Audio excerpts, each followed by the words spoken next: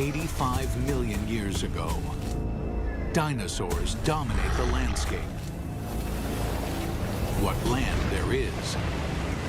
For most of the planet is covered by water.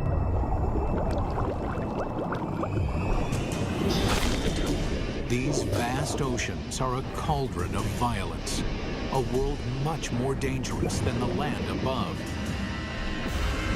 This is the brutal world where an ultimate predator is born and bred. This mosasaur was the most dangerous creature in the most dangerous ocean ever. It's 45 feet long. It's the size of a Greyhound bus.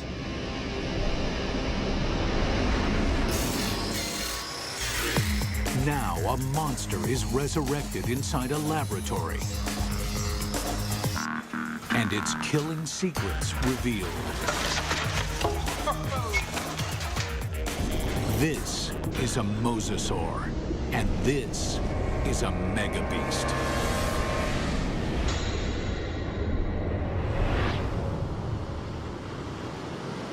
This is mosasaur country. At least it was.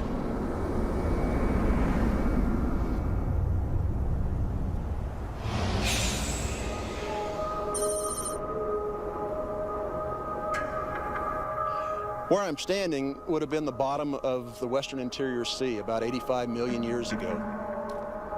Mike Everhart is one of the world's leading experts on mosasaurs.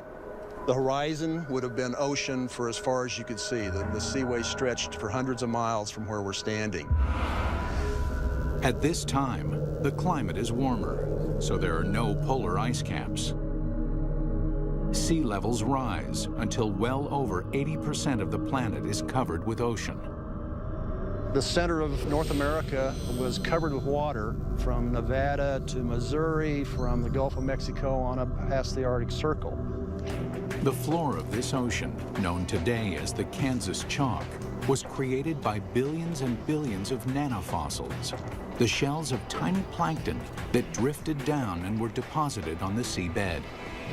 What we're looking at here is literally hundreds of thousands of years of deposition on the sea bottom of the Western Interior Sea.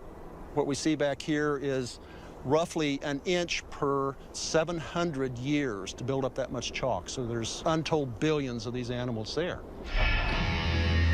And entombed in this chalk are giant fossils of mosasaur. In the late 1830s, the bones of the beast are first uncovered in North America. This is where the mystery of the mosasaur begins, because nobody can say just what this creature is.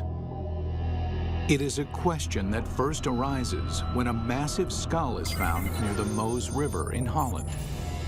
First guy who looked at it thought it was part of a fossil whale. It was also thought to be the jaws of a crocodile, a giant lizard, and one person even suggested it was a dragon slain by a medieval knight. A French paleontologist described it as a mosasaur, meaning Meuse River reptile.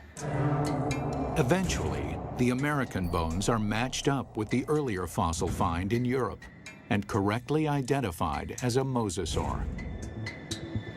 Over the next 80 years, as scientists begin the serious hunt for dinosaur fossils, a pattern emerges. In every corner of the globe, they find mosasaur bones. This points to one conclusion. No other predator has ever dominated the planet like the mosasaur. This guy weighed 8 tons. It could easily swallow a full-grown human male whole, just like a tater tot. Scientists investigating mosasaurs realized that nothing on Earth could have stopped them. It took a cosmic catastrophe to end their reign.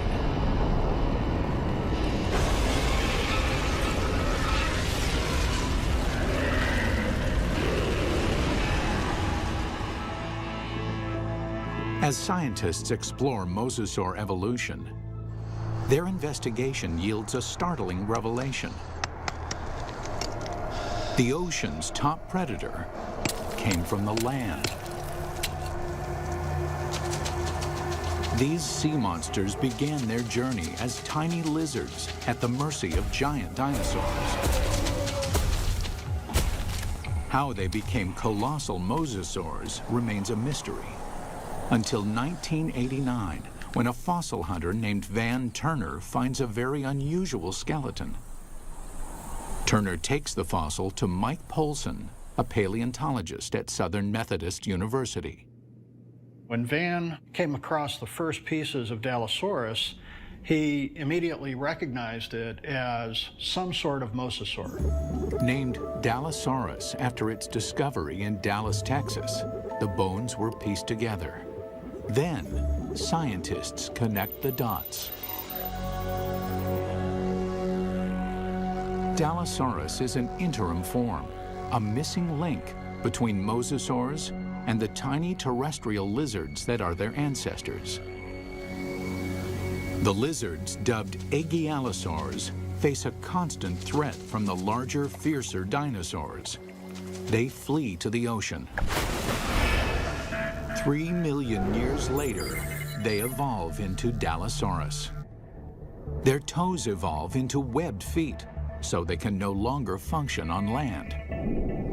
In the span of 6 million years, they grow from a small 3-foot lizard into the giant 50-foot mosasaur. The mosasaur's development demonstrates that even in evolution, timing is everything. Warm temperatures and shallow seas create an abundant food chain in the ocean. This is a perfect environment for animals to take to the water. But these life-giving seas can quickly turn deadly, even for mosasaurs. The competition is everywhere. Everything in the oceans then would have looked very strange to us today. All the fish seemed to have been armed with mouthfuls of teeth. It seemed like everything in that ocean was a predator and just built for killing things. Like Zephactinus, a bony fish that is armed with a mouth full of long, needle-like teeth. The plesiosaurs are marine reptiles and top predators for over 100 million years. They come in 2 lethal varieties. One deals death through speed and agility. The other is a behemoth, so mammoth, nothing dares challenge it. And of course, there are the sharks. These predators were around 100 million years before dinosaurs had ever roamed the earth. This is a tooth from a large shark that lived during this time, during the age of mosasaurs swam in this ocean. It's from a shark called Cretoxorana mantelli, the Ginsu shark. And I called it that specifically because it's sliced and diced. The Ginsu is a giant shark. Reaching a length of 25 feet, it dwarfs any modern great white. This shark was literally able to bite through bone. We know that because we find pieces of mosasaur that have literally been severed from the bodies, swallowed, partially digested, and then regurgitated again. To survive, mosasaur had to change its land-based behavior, tearing out a place for itself at the very top of the food chain. But what allowed this creature to evolve into such a relentless killer? It's all in the bite. You'd probably be in shock after a bite like this.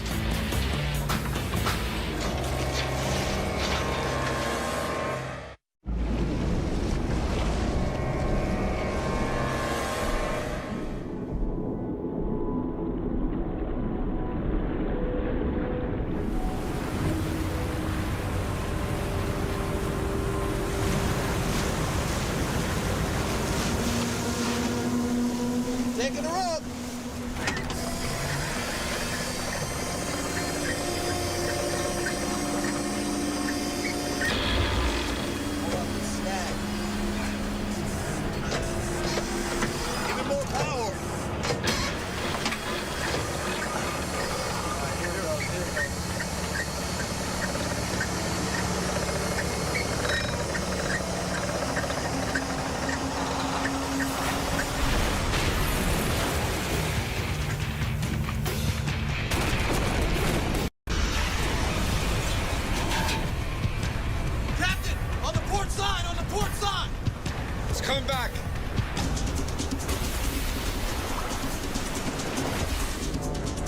We humans got lucky.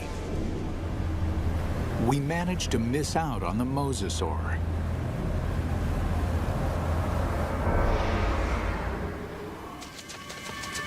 "95 million years ago, it is just a small lizard forced to flee into the ocean.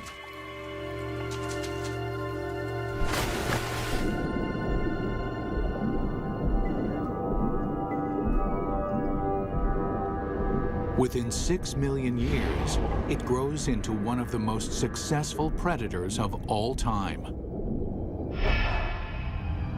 But what made the mosasaur such a monster killer? Millions of years of evolution created a perfect formula for the perfect killer. This is how you make an apex predator. First and foremost, breathing. Like whales, mosasaurs can spend long hours submerged in the sea, but they still have to come up for air. And then there's food. Fish are nutritious, but they're fast and slippery. To catch them, mosasaurs must develop the skills of an efficient hunter. Another part of the formula, hearing. In the water, sound location becomes a prime method for hunting. Mosasaurs modify their terrestrial ear into a super amplification system that makes sounds 38 times louder. In his studies of the mosasaur, paleontologist Dr. James Lamb has been able to reconstruct the creature's hearing mechanism. This little piece fits in this pit and moves back and forth. And then this piece fits here, and a small movement in this first piece creates a large movement in this one. So it's a system that's finely tuned for conducting sound through water.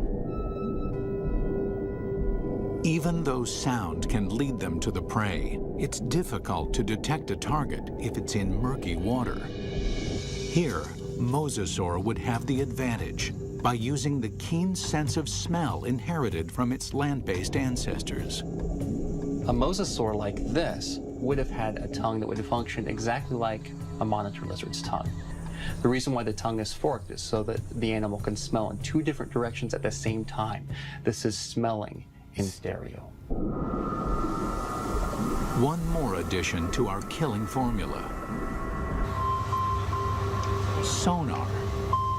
The last piece in the puzzle is this set of nerves that run down the side of the upper jaw and especially are concentrated here in the snout. And it's a system for detecting the pressure wave given off by the prey. Mosasaur uses this pressure wave sonar to hunt, much like modern killer whales use echolocation. All these adaptations mean mosasaur has a good chance of locating dinner, but they still have to catch it. And chasing down fast, elusive prey requires jet-like speed. So how does an 8-ton, 50-foot monster propel itself? This alligator has another piece of our formula: a massive tail. Along with crocodiles, gators have a long, flattened tail shape similar to mosasaurs.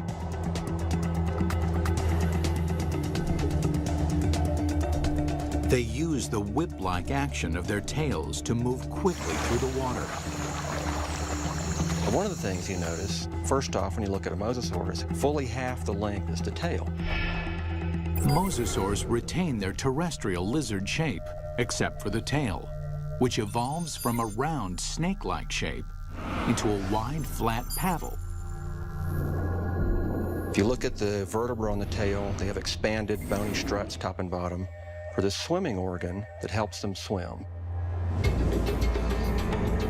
Using modern gators and crocs as a comparison, scientists estimate a mosasaur can reach a top speed of 30 miles an hour. Its whip-like tail is good for quick acceleration, but not sustained high-speed chases. Fish are built to swim fast and far. Mosasaurs won't win a marathon, so they have to strike quickly.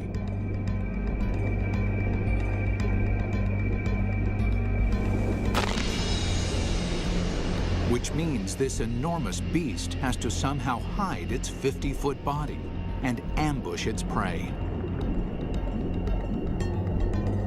Imagine that this animal is sitting on the bottom, takes a deep breath, it just waits there for something to swim by, close enough that it can get that sustained burst of speed to go out and catch it. Speed and surprise are two critical elements. But mosasaurs also need agility. That's where the paddles come in. They propel themselves with the tail, they steer with the paddles. These paddles are short and strong, allowing this long lizard to corner on a dime. Like flaps on an airplane wing, the paddles create drag, which makes them turn.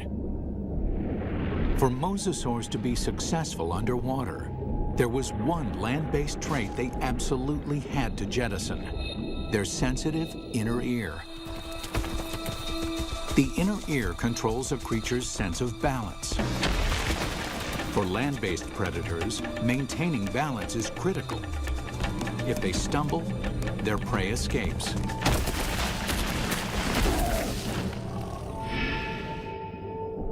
But in water, animals move in every direction, like a gyroscope. An animal with a sensitive inner ear can quickly become dizzy and disoriented.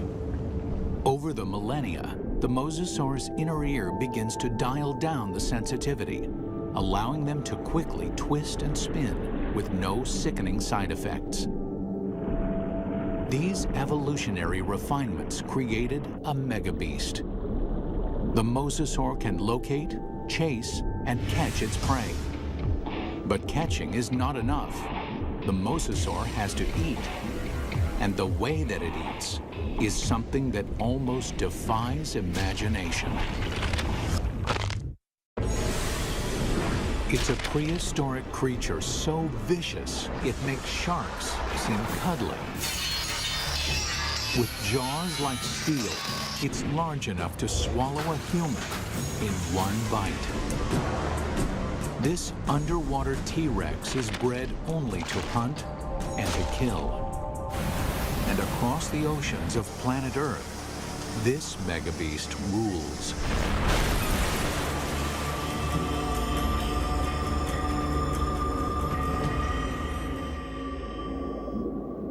But 95 million years ago, mosasaurs had some serious competition from a familiar denizen of the deep, the shark. Prehistoric sharks, like their modern cousins, are vicious and durable, traveling vast distances, ripping apart any creature that gets in their way. Sharks had been around for over 250 million years when mosasaurs evolved onto the scene. At that time, the largest, fiercest shark in the water was the giant Ginsu shark. The Ginsu would have, of course, looked very much like a modern great white, a very big, heavy-bodied shark. At a length of 25 feet, the aptly named Ginsus are over 10 feet longer than a typical great white. With mosasaurs and Ginsus hunting in the same waters, one thing is certain: there will be blood. There was quite a competitive relationship going on when the big sharks and the mosasaurs were running into each other frequently. And at least at first, the mosasaurs were losing a lot. There's definite evidence that sharks attack mosasaurs. You can see right here that there are clear bite marks from the arc of the mouth of a shark that was attacking. These big sharks carved up a lot of mosasaurs. So we find shed teeth, we find bones that are severed during this time.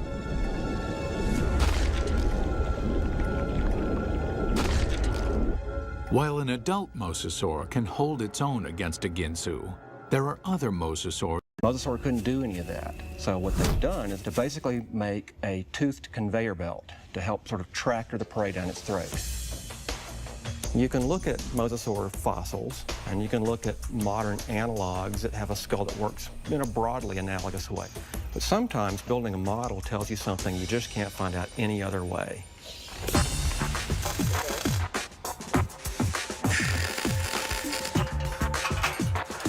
Dr. Lamb works with Real Effects in North Hollywood, California to build a life-size mosasaur skull, complete with a set of death-dealing jaws.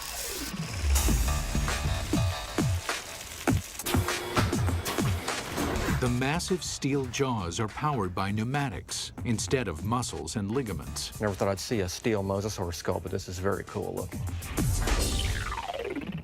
We've got 3 pneumatics. We've got 2 operators to run it, and we've reduced it to 3 basic motions.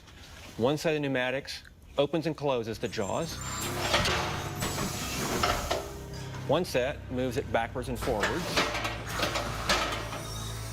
And the third set runs the pterygoids in the roof of the mouth. The pterygoids are the terminator teeth. No other ocean predator has them.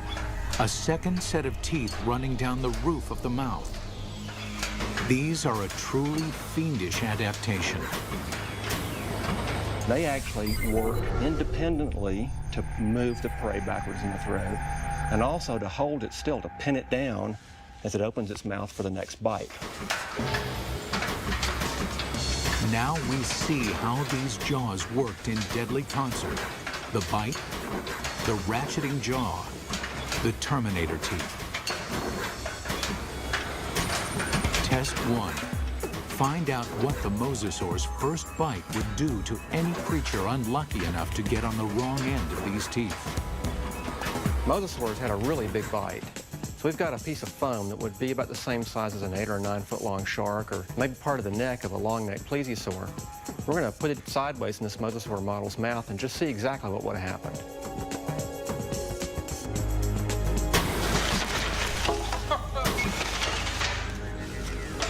Well, that's going to leave a mark, isn't it? That's a broken neck.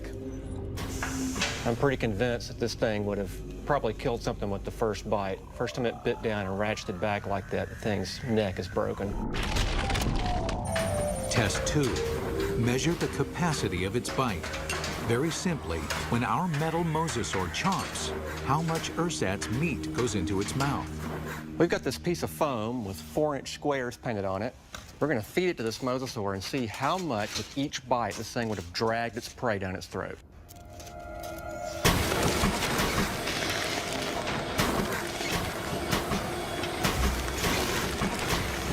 In one bite, our mosasaur easily consumes 4 feet of flesh.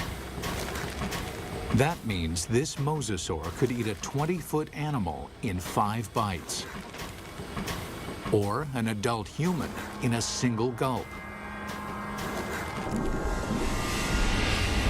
It's not just the size of the bite.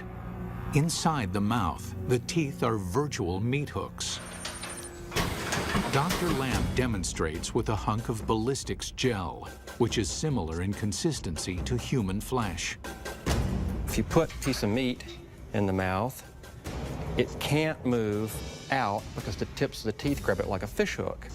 So we're just going to see if we can put this up here on these teeth. You can't come out this way because you're caught on these teeth. The only way you can really go is further into the mouth, which is really not the direction you want to be going. And let's just see what happens here.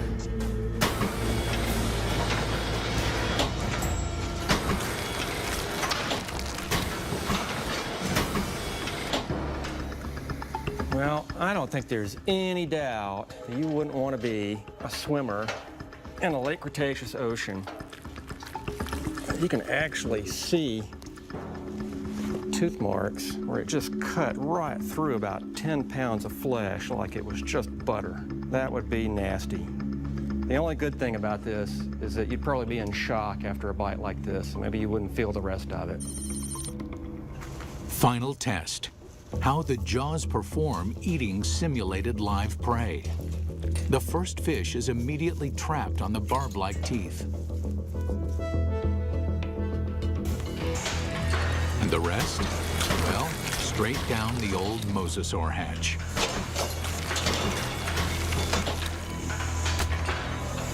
In 20 seconds, our captive mosasaur can eat 500 pounds of fish. Why? It doesn't bother to chew them.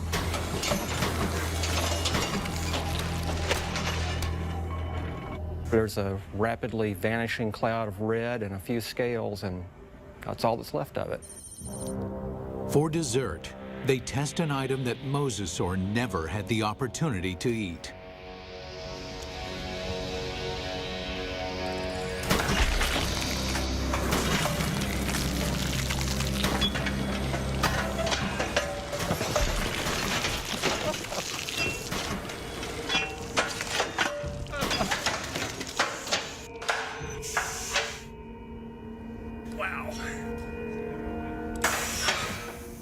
Well, I'm not sure what we learned by that, but that was quite satisfying.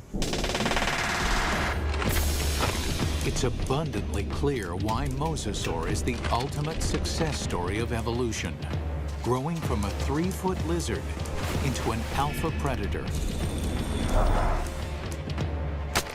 Although this megabeast drove all its enemies into extinction, fossil evidence suggests another enemy took their place.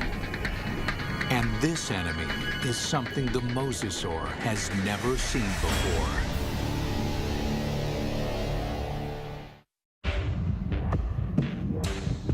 From its humble beginnings as a 3-foot lizard, the mosasaur evolved into the most dominant megabeast the world has ever seen.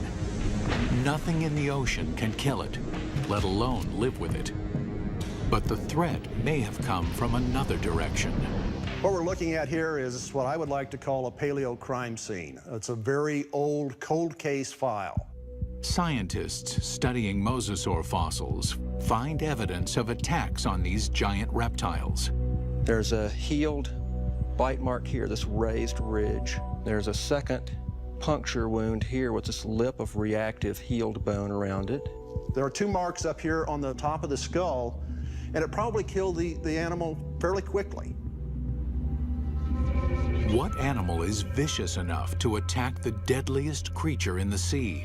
And we can measure the distance between those bites, and we can marry it up with the jaw of another larger mosasaur, and the teeth fit perfectly into those holes. It makes perfect sense. The only thing mosasaur had to fear may have been mosasaur itself. Experts think that mosasaurs engaged in snout wrestling or face biting to establish dominance. We see really analogous behavior in modern saltwater crocs. Almost always the males, and they're defending a breeding or feeding territory.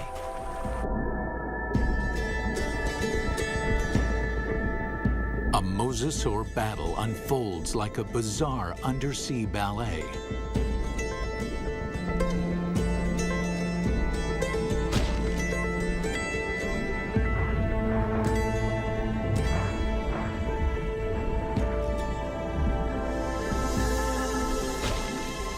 When one establishes dominance, the other gives up and swims away. This type of competition is common animal behavior. But scientists uncover something shocking in this particular set of fossils. Evidence that suggests not simple predation, but something close to murder. We've got the fossil evidence that shows that mosasaurs killed other mosasaurs, and they didn't eat them. I mean, it wasn't for food. By looking at the damage on the skull, Everhart believes that this wrestling match turned deadly.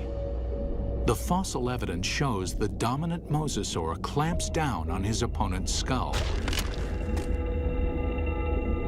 And as the skull of the mosasaur rolled to the side, these teeth pulled out and left these big drag marks across the bone, very deep wounds. Not only is the skull crushed, but evidence suggests the killer then broke the victim's neck. We found the neck laying off like this at a 45-degree angle to the skull, indicating that it's probably broken right up here next to the brain case. Not even great white sharks or saltwater crocs deliberately kill their own kind. They killed, kind of like humans, they killed for other reasons than for food. And mosasaurs were different in that regard. We don't see that in very many other animal groups. Still, scientists believe this gladiator-like behavior would not have caused the mosasaur to go extinct. In point of fact, they seem to thrive on violence. 70 million years ago, with no other competition in sight, mosasaurs continued to evolve, becoming even more diverse. There's well over 50 species of mosasaurs. They began moving from the ocean into freshwater, seeking prey in swamps, estuaries, and rivers. Nothing on Earth could have stopped these megabeasts. Nothing on Earth, that is. It took a 6-mile-wide chunk of rock that slammed into the Earth 65 million years ago to end the reign of the mosasaur. We're talking about something that released as much energy as every nuclear weapon on the planet, times 1,000, set off all at once. The magnitude of this blast causes a shockwave of earthquakes and volcanoes. Mega tsunamis race across the oceans. A cloud of superheated dust and molten rain fills the atmosphere, blocking out almost all of the sunlight. This devastates the food chain. 75% of the species on Earth are wiped out. With its food supply drastically reduced, the mosasaur is doomed.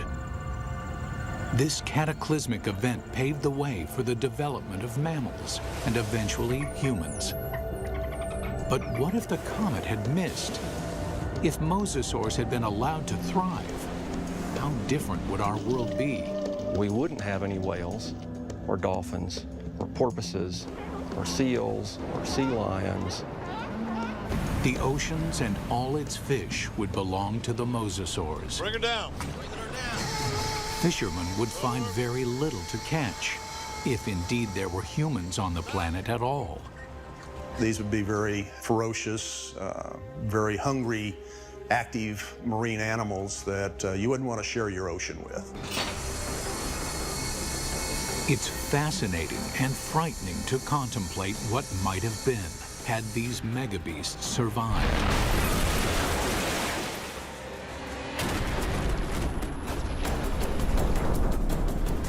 The oceans of the world patrolled by these giant killing machines, 50 feet long, with jaws the size of T-Rex. Always hungry, always waiting, just offshore.